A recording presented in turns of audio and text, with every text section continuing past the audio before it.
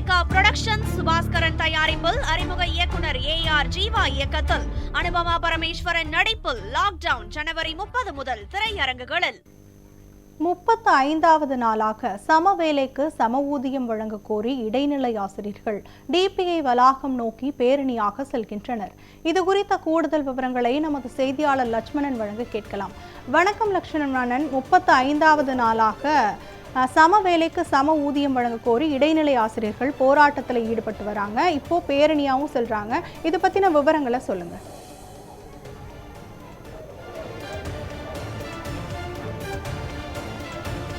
சம வேலைக்கு சம ஊதியம் வழங்க வேண்டும் என இடைநிலை ஆசிரியர்கள் கடந்த 34 நாட்களாக பல்வேறு இடங்களில் தொடர் போராட்டங்களை முன்னெடுத்து வருகின்றனர்.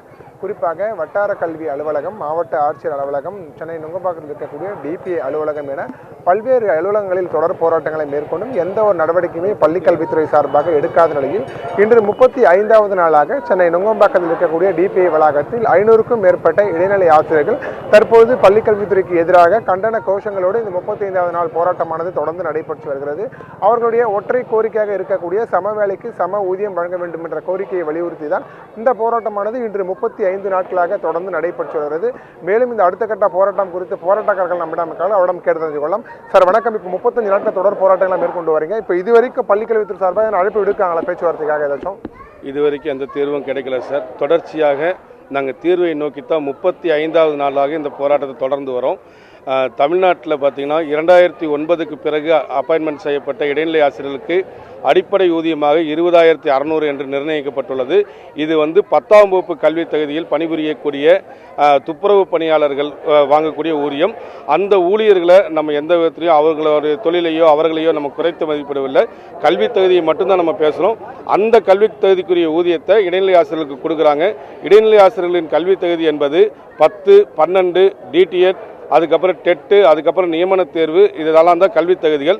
அது மட்டும் இல்லாமல் பேர் தான் நாங்கள் இடைநிலை ஆசிரியர்களே தவிர நாங்கள் பட்டதாரி ஆசிரியர்கள், முதுகலை ஆசிரியர்களுடைய கல்வி தகுதிகளை பெற்றிருக்கிறோம். அது பள்ளிக்கல்வித்துறைக்கே நிச்சயமாக தெரியும். அனைத்து ஆசிரியர்களுமே PG with B.Ed தான் படிச்சிருக்கோம். இத்தனை கல்வி தகுதிகளோடு இருந்தும் நாங்கள் ஒரு 10ஆம் வகுப்பு ஊதியத்தை வாங்கிட்டு இருக்கோம். அப்படிங்கிறது தான் இன்றைக்கி தொடர்ச்சியான போராட்டம். கல்வியில் பின்தங்கி இருக்கக்கூடிய மாநிலங்கள் என்று கூறப்படுகிற உத்தரப்பிரதேசம், ஜார்க்கண்ட், பீகார் ஆகிய மாநிலங்களை விட நம்ம 15,000 ரூபாய் அடிப்படை ஊதியம் குறைவாக வாங்கிட்டு இருக்கோம். அப்படிங்கிறது தான் மிக மிக வருத்தமான செய்தி. இதை நாங்கள் ஒரு கோரிக்கையாக கடந்த காலங்களில் வைக்க போது திமுக அரசாங்கம், அதாவது திமுக தலைவர், தற்போதைய மாண்புமிகு முதலமைச்சர், நாங்கள் அதை செய்து கொடுப்போம் அப்படின்னு சொல்லி வாக்குறுதி எண் 311 சம வேலைக்கு சம ஊதியம் ஆட்சிக்கு வந்தால் வழங்கப்படும் சொன்னார். அது 4.25 வருஷமாகி இன்னும் வழங்கப்படாத காரணத்தினால தான் நாங்கள் தொடர்ச்சியாக இதுக்கு போராடிட்டு வரோம். எங்களுடைய ஊதியம் எங்களுடைய உரிமை, இதற்காகத்தான் நாங்கள் போராடிட்டு வரோம். எங்களுடைய கல்வி தகுதிக்கேற்ற ஊதியத்தை கொடுங்க அப்படிங்கிறது தான் மன்றாடிட்டு வரோம். இதுக்கு மேலே எப்படி எங்களுக்கு போராடுறது அப்படின்னு எங்களுக்கு உண்மையாகவே தெரியல. 35 நாள் ஆச்சு, உடலில் வலு போயிடுச்சு. நாங்கள் கிராமத்துலேருந்து இங்கே வந்தவங்க, சென்னையே எங்களுக்கு ரொம்ப புதுசு. எல்லா வலிமையும் போச்சு, எல்லா விதமான கண்ணீரை பார்த்தாச்சு. உணவு இல்லாமல், பட்னியாக, தூக்கம் இல்லாமல் ரோட்டில் கிடந்து இப்போ சிறைப்பட்டு காவல்துறையோட எல்லாத்தையுமே சந்தித்து நாங்கள் இந்த இடத்துல நிற்கிறோம். இப்போவாவது முதலமைச்சர் அவர்கள் செஞ்சு கொடுக்கணும். திமுகவுக்கு அழகே கொடுத்த வாக்குறுதியை சொன்னதை செய்வோம், செய்வதை சொல்வோம் அப்படிங்கிறது தான். அதை நாங்கள் இன்னமும் நம்புகிறோம். இத்தனை நாட்கள் போராட்டம் நடைபெற்ற போது கூட இன்னும் ஒரு வார்த்தை கூட அரசுக்கு எதிராகவோ கோஷங்களோ கண்டன முழக்கங்களோ எழுப்பாமல் சமூக நீதி முதல்வர் செஞ்சு கொடுக்கணும் தான் நாங்கள் பேசுகிறோம். இன்னமும் நாங்கள் நம்பிக்கையோடு இருக்கிறோம். திமுக தலைவரும் தற்போதைய மாண்புமிகு முதலமைச்சரும் ஆசிரியர்கள் தங்களுடைய சொந்த குழந்தைகளாக எண்ணி செஞ்சு கொடுக்கணும் அப்படிங்கிறது தான் எங்களுடைய வேண்டுகோள் சார். நன்றி சார். சார், இப்போ பல்வேறு கட்ட போராட்டங்கள் நடத்தையுமே அரசு இதுக்கு முன்வரலாம் என்ன காரணம் நினைக்கிறீங்க ஸ்பெசிஃபிக்காக அவங்களுக்கு? சார், பல்வேறு கட்ட காரணங்கள் அப்படிங்கிறத விட பல்வேறு கட்ட போராட்டங்கள் கடந்த 16 வருடங்களாக கிட்டத்தட்ட 60 நாட்கள் எங்களோட சொந்த விடுமுறை நாட்களை எங்களோட மாணவர்கள் நலன் கருதி, அதாவது எங்களை நம்பி வரக்கூடிய ஏழை குழந்தைகளோட மாணவர் நலன் கருதி எங்களோட விடுமுறை நாட்களில் தான் முன்னெடுத்திருக்கிறோம். எங்கள் நியாயமான கோரிக்கையை பல வகையில் பண்ணியிருக்கிறோம். கிட்டத்தட்ட உண்ணாவிரத போராட்டத்தப்பெல்லாம் கடந்த 2022 லாஸ்ட் டிசம்பர் அப்போ பண்ண போதெல்லாம் கிட்டத்தட்ட 350 பேர் எங்களோட உண்ணாவிரத போராட்டத்தில் கலந்து கொண்டு மருத்துவமனை சென்று திரும்பி வந்தனர். அந்த மருத்துவமனை சென்று திரும்பி வந்தவரும் போராட்ட களத்தை விட்டு பின்வாங்கவில்லை, தொடர்ந்து போராட்ட களத்தில் இருந்துள்ளனர். அதற்கு காரணம் இந்த தன்னெழுச்சியான போராட்டம் காரணமாக.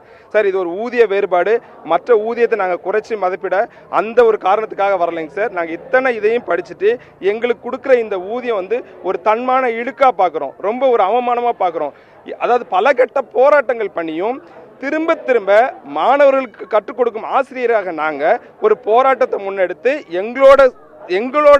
எங்களோட ஊதிய இழப்பை, எங்களோட உழைப்பு சுரண்டலை நாங்கள் தடுக்க முடியாமல் எப்படிங்க சார் திரும்ப எங்கள் மாணவர் முன்னாடி போய் நிற்போம்?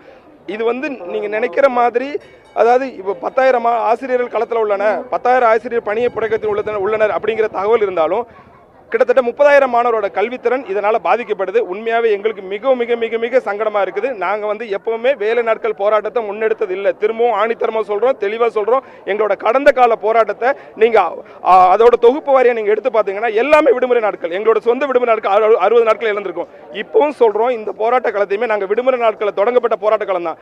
எப்போ தான் இதற்கு தீர்வு ஏற்படும்? இதற்கு மேலே இதுக்கு தீர்வு ஏற்படலை அப்படிங்கிறதுக்கு நாங்கள் என்ன பண்ணணுங்கிறதுக்காக தான் இந்த தொடர்ந்து போராட்டம் எடுத்துக்கிட்டு இருக்கோம். சார், தேர்தல் வாக்குறுதி 311 அப்படிங்கிறது எத்தனையோ தேர்தல் வாக்குறுதியில் ஒன்றா இருந்துட்டு போகட்டும் சார், அதை பற்றி எங்களுக்கு கவலை இல்லை. இதே ஆட்சியில் எத்தனை ஆட்சியில் வந்தாலும் நாங்கள் போராட்ட காலத்தை முன்னெடுத்திருக்கிறோம். இதே ஆட்சியில் கடந்த காலத்தில் எதிர்க்கட்சி தலைவராக இருக்கும்போது இதே முதல்வர் கை கொடுத்து கரம் கொடுத்து எங்களுக்கு கோரிக்கையை நிறைவேற்றுவோம், தேர்தல் வாக்கில் கொண்டு வந்தாங்க. தேர்தல் வாக்குறுதியை விட்டுருங்க சார். இதற்காக நாங்கள் இந்த ஆட்சியில் 2022 டிசம்பர் அப்போ போராட்ட காலத்தை முன்னெடுக்கும் போது அதாவது 1/2009 பின் நியமிக்கப்பட்ட இடைநிலை ஆசிரியருக்கு மட்டுமாக ஆசிரியர் வரலாற்றிலேயே ஏற்படுத்தப்பட்ட ஒரு அரசாணை போட்டு 3 மாதத்தில் நிவர்த்தி பண்ணப்படும் சொன்னாங்க. 3 மாசத்துல நிவர்த்தி பண்ணி 3 மாசம் இல்லைங்க சார், 3 வருஷமா ஆகி போச்சு. அந்த ஒரு காரணத்துக்காக தான் இன்னும் களத்தில் நின்றுட்டு இருக்கிறோம். எங்களோட கோரிக்கையை இன்றே நிறைவேற்றி கொடுக்குறோன்னு சொன்னா கூட நாளை காலையே நாங்கள் பள்ளி செல்வோம்.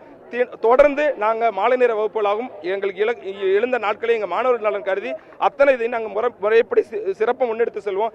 சார், நீங்கள் நினைக்கிற மாதிரி ஆசிரியர் பணி மட்டும் நாங்கள் செய்யலைங்க சார். எங்களை okay thank you sir, thank you sir.